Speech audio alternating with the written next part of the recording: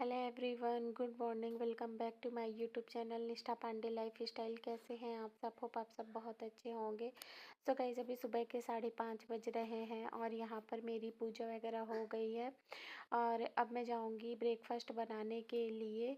तो आज हम लोगों को चंडीगढ़ के लिए निकलना है, तो मैं सुबह 3:30 बजे ही उठ गई थी।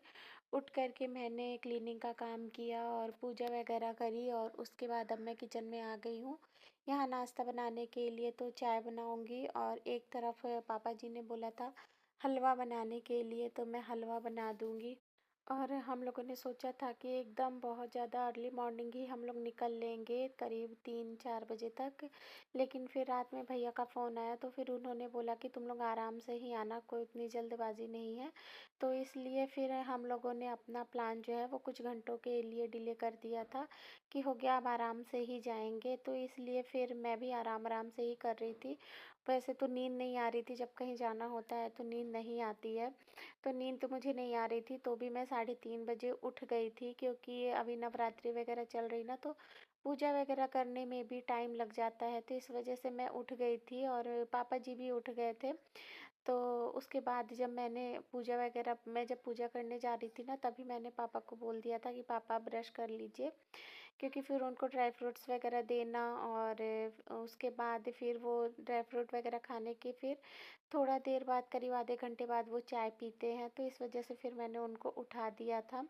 और पापा भी वैसे जग ही रहे थे, पापा को भी कहीं जाना होता है ना, तो फिर बहुत ज़्यादा जल्दबाजी उनको रहती है, अकबकाहट रहती है कि कहीं लेट ना हो जाए। तो पापा भी जग ही रहे थे, फिर उनको भी नींद वगैरह नहीं आ रही थी। और अभी नाश्ते में मैं बनाऊंगी आटे का हलवा। तो मैंने एक रात पहले ही पापा से पूछ लिया था कि पापा नाश्ते में क्या खाएंगे। और वैसे इतना सुबह सुबह किसी को भूख लगती तो नहीं है, लेकिन यही है कि पापा दवाई खाते हैं ना, तो इसलिए बिना खाए वो कहीं नहीं जाते हैं। और बाहर में भी वो कहीं नहीं खाते हैं, जैसे होटल वगैरह में भी वो कुछ नहीं खाते हैं।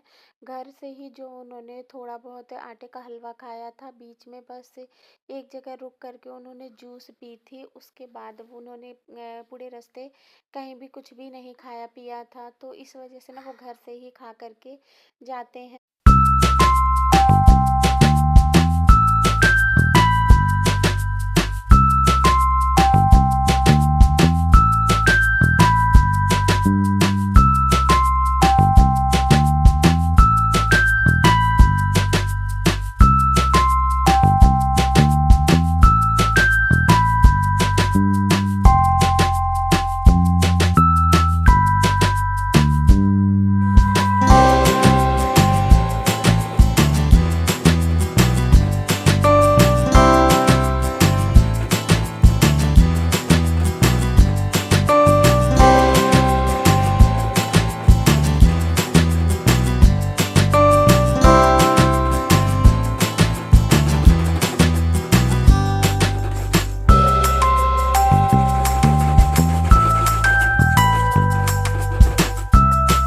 और अब हम लोग निकल लिए थे घर से, करीब 7 बज गए थे हम लोग को निकलते निकलते। बीच में मुक्कू ने लेट करवा दिया था। पहले तो वो टाइम से उठ नहीं रही थी और उठी, और उसके बाद हस्बैंड ने उसे नहला दिया। तो फिर वो रोने लग गई कि पापा ने मेरी आँख में साबुन लगा दिया। तो काफ़ी देर तक वो रोई फिर उस वजह से, और पहले तो उठने में ही उसका नाटक इतना ज़्यादा था। तो ऐसे करते करते ना हमें निकलने में 7 बज गया था। और अब हम लोग निकल लिए थे अपने पहाड़ों के सफ़र में। तो बहुत ज़्यादा पहाड़ी रास्ता तो नहीं था, बीच में थोड़ा सा आया था जलेबी जैसा रास्ता, बाकी तो फिर पूरा रास्ता ठीक ही था। फिर बहुत ज़्यादा ऐसे घुमावदार रास्ता रहता है ना, तो फिर वॉमिटिंग वगैरह की भी दिक्कत होने लगती है। और मुक्कू को तो होने लगी थी, मुक्कू बोल रही थी कि मम्मा मुझे उल्टी जैसा लग रहा है। तो मैंने उसे घर से भी दवा दे दिया था, और फिर रास्ते में भी एक बार और मैंने उसे उल्टी की दवा दे दी थी। तो उसको भी पता नहीं क्यों गाड़ियों में ना उल्टी आती है। जब वो घर से भी आ रही थी ना, रेलवे स्टेशन जा रही थी कबिसा से गढ़वा, तो भी उसे उसने तो फिर कर ही दिया था गाड़ी में उल्टी।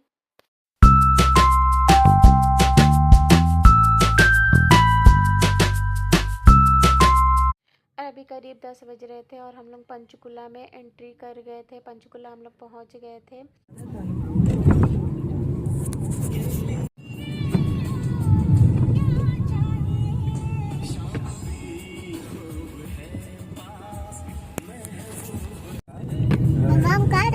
तन्नू दीदी के घर। तन्नू दीदी के घर कैसे आ गए हम तन्नू दीदी? तुम बोली थी ना जब हम आ जाएंगे तो। मैं बोली थी तुम सो के उठोगी तो तन्नू दीदी के घर पहुंच जाओगी। हाँ, बोली थी ना। और पंचकुला पहुंचने के बाद फिर चंडीगढ़ बहुत ज़्यादा दूर नहीं है, लेकिन इतना ज़्यादा चंडीगढ़ में बार बार रेड लाइट हो रहा था ना कि हमको फिर चंडीगढ़ में ही दीदी के रूम में पहुंचने में काफ़ी ज़्यादा लेट हो गया था। और ये है चंडीगढ़ का नज़ारा और कितना सुंदर लग रहा था। मुझे तो बहुत अच्छा लग रहा था चंडीगढ़ में।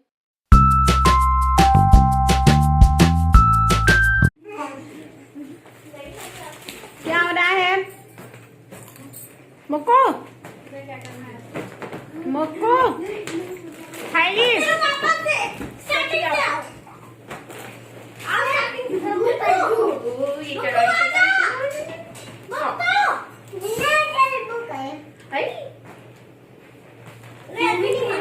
और अभी हम लोग दीदी के नए वाले फ्लैट में पहुंच गए थे और आप लोग देख सकते हैं इतना सुंदर फ्लैट है ना। दीदी का बहुत अच्छा लग रहा था और सब फर्नीचर भी उन्होंने अभी नया नया ही लिया है। सोफ़ा वगैरह, डाइनिंग टेबल और पुराना वाला सारा उन्होंने बेच दिया था। और ये यहाँ पर देखिए बाहर की बालकनी से तो यहाँ पर मोर भी आते हैं और पूजा वगैरह सब कुछ हो गई है। और मुझे टाइम ही नहीं मिला व्लॉग बनाने का, क्योंकि आते के साथ ही मैं काम में लग गई थी ना। फिर किचन में खाना वगैरह भी बनाना था और और फिर हम लोगों ने बहुत सारी अपनी पिक्चर वगैरह क्लिक करवाई। और उसके बाद फिर मैंने और अंजू दीदी ने अपनी साड़ी चेंज कर ली थी और हम लोग वापस आ गए थे अपने सूट में। और ये है सारा रूम, ये पापा जी का रूम है और ये मीनू दीदी है और ये मीनू दीदी का रूम है, मास्टर बेडरूम। और बच्चे हैं यहाँ पर अभी। और एक रूम वो है जहाँ पर नीचे गद्दा लगा हुआ था, हम लोग बैठे हुए थे। अभी मैं आप लोगों को दिखाती हूँ। तो एक ये रूम है, इस पे मैं और अंजू दीदी ही सोए थे।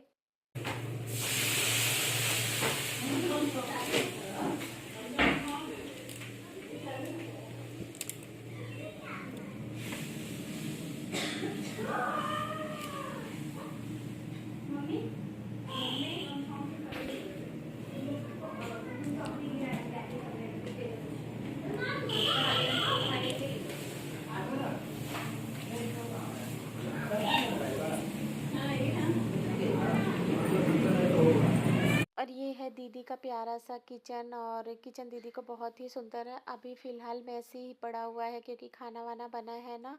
और खाना लगभग सारा बन ही गया था, बस कड़ी बड़ी बरी बन रहा था, वो अंजू दीदी बना रही थी। और बालकनी में वॉशिंग मशीन सेट करने के लिए आए थे और अभी शाम का टाइम है। तो मैं यहाँ चाय बना रही हूँ क्योंकि हम लोगों का बाहर घूमने जाने का प्लान बना है।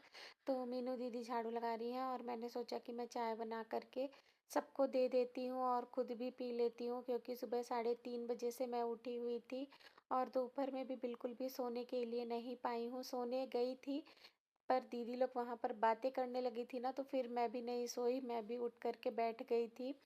होता है ना कि कभी कभी इंसान मिलता है तो लगता है हाँ चलो बातें ही कर लेते हैं, सोना होना तो होता ही रहेगा। और मैं तो फिर कंटिन्यू मेरा ट्रैवलिंग भी चल रहा है। और अभी देखिए हम लोग निकल लिए हैं बाहर घूमने के लिए और बहुत अच्छा लगा सबके साथ। वहाँ घर में भी मैं सबके साथ रह कर के आई और यहाँ पे भी अंजू दीदी, मीनू दीदी के साथ। तो अभी हम लोग चल लिए थे। और हस्बैंड जब रहते हैं ना तो दीदी लोग इनके साथ बहुत ज़्यादा मतलब एंजॉय भी करती हैं और हर जगह हस्बैंड को पकड़ के ले जाती हैं कि चलो पंकज। बाकी भैया लोग तो उतना ज़्यादा मतलब लेडीज़ों को नहीं कहीं पर भी ले कर के जाते, लेकिन ये रहते हैं ना तो ये सब जगह ले कर के चल देते हैं। तो अभी हम लोग यहाँ आ गए थे, आई थिंक ये सेक्टर 22 था शायद। तो वहीं दीदी हम लोगों को घुमाने के लिए लाई थी और चाट वगैरह खिलाने के लिए लेकर आई थी।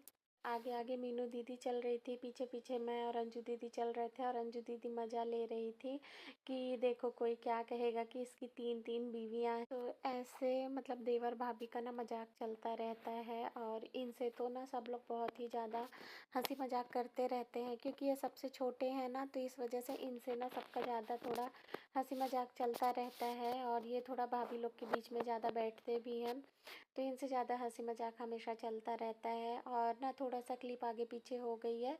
ये जो पूजा हुई थी ना घर की, तो ये उसकी क्लिप है, तो थोड़ी ये आगे पीछे हो गई है। और फिर हम लोग 8:30 बजे आ गए थे मार्केट से। आते ही वापस से हमने फटाफट से खाना वाना बनाया, सबको खिलाते पिलाते हम लोगों को 12 बज गए थे। और अर्ली मॉर्निंग फिर उठ करके हम लोग निकल लिए थे। अंजू दीदी तो रुक गई थी, बट हम लोग निकल लिए थे क्योंकि मैं ऑलरेडी इतना ट्रैवलिंग करके आई थी ना, तो इस वजह से फिर हस्बैंड ने बोला कि नहीं चलो, और उनको भी छुट्टी नहीं थी कि वो भी रुकते, तो हम लोग आ गए थे।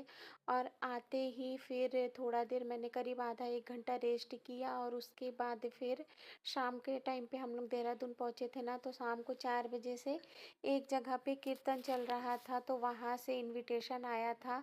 तो बस 1 घंटा मैंने रेस्ट किया, करीब 5 बजे फिर मैं चली गई थी कीर्तन में, क्योंकि इस टाइम नवरात्रि चल रही है, तो कीर्तन वगैरह तो चल ही रहा है सबके घरों में।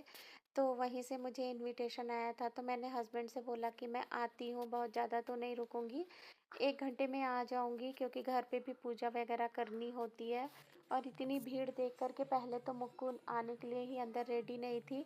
फिर मैंने उसको किसी तरीके से समझाया कि नहीं चलो, ये पूजा हो रही है, तब फिर वो आकर के बैठ गई थी, और फिर कीर्तन को भी इसने एंजॉय किया। मैंने फ़र्स्ट टाइम ही कीर्तन अटेंड किया था। मैं कभी भी ऐसे कीर्तन वगैरह पे नहीं गई थी। फ़र्स्ट टाइम ही मैंने अटेंड किया था और बहुत अच्छा लगा। मैंने सोचा चलो ये चीज़ें भी ट्राई करते हैं। बर्थडे वगैरह या अपनी छोटी मोटी पार्टीज़ तो चलती रहती हैं, पर इन चीज़ों में भी पार्टिसिपेट करना चाहिए। तो इस वजह से फिर मैं चली गई थी, और मैं इतनी ज़्यादा थक कर के चूर हो गई थी ना कि मैं क्या ही बताऊँ, बहुत ही ज़्यादा मैं थक गई थी। तो रात में डिनर में सिर्फ मैंने दाल चावल और आलू की भुजिया ही बनाई थी, और खा कर के फिर हम सब लोग सो गए थे। और अब यहीं पर मैं अपने इस व्लॉग को एंड करूँगी। तो अगर मेरा ये व्लॉग पसंद आया तो प्लीज़ एक लाइक कर देना, न्यू हो तो चैनल को सब्सक्राइब कर देना। मैं मिलूँगी आपसे अपने नेक्स्ट व्लॉग में। Till then bye bye and take care.